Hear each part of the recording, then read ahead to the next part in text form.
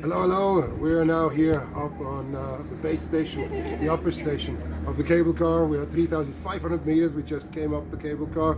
It's quite a thrilling ride, and now we have a beautiful view up there. So if we're looking this way, we see the northeast drift zone, and this is called the Dorsales, one of them. Here on Tenerife, the long ridge, and it goes all the way to the old massif of Anaga. And you see the sea of clouds that Humboldt described, which is the clouds that can't go any higher. They're hanging in the hillside there, and this makes for this beautiful forest there, because the water from the clouds condenses and it gives a lot of moisture to the forest. Now you see a few of the sinter cones along the northeast drift zone. This is these kind of little pokey hills that come through, and there is the stargazing station over there on the hillside, and Isana, and this is where you can actually look at stars in the night sky particularly well. Now, if we look a little bit further towards us, there is the phonolite lava dome of Rajada.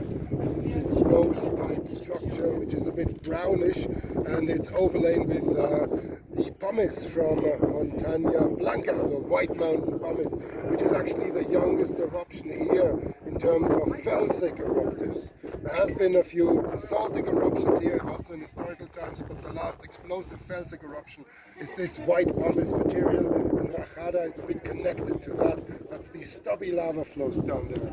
If we go further to the right, we see the caldera margin of the Las Cañadas caldera, the old caldera here, and the caldera collapse must date back to about 1 million years, a little younger, and then it was affected by a lateral collapse, and that's the Icod landslide at about 200,000 years before present. After that, that's only when Teide came in, because Teide was growing inside the Las Cañadas caldera.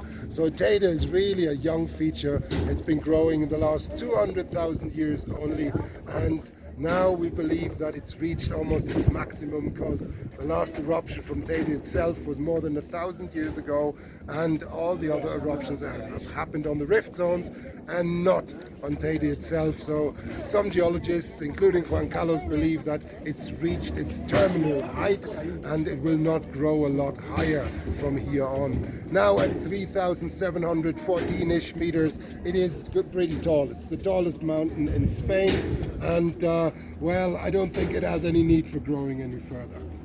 So this is our little kind of first stop on the excursion to Pico Viejo, and we're gonna wait here for a few minutes just to get used to the altitude, and then we're gonna continue hiking a little further. So just a last look. This is the cone from the recent eruption, the last eruption here on Teide. This was about 1,000 years ago, a medieval eruption, and this cone wasn't there before 1,000 years prior to now, and this is also associated with the lavas negras, the dark lavas that are coming down, or that you see coming down from the hillside at Teide.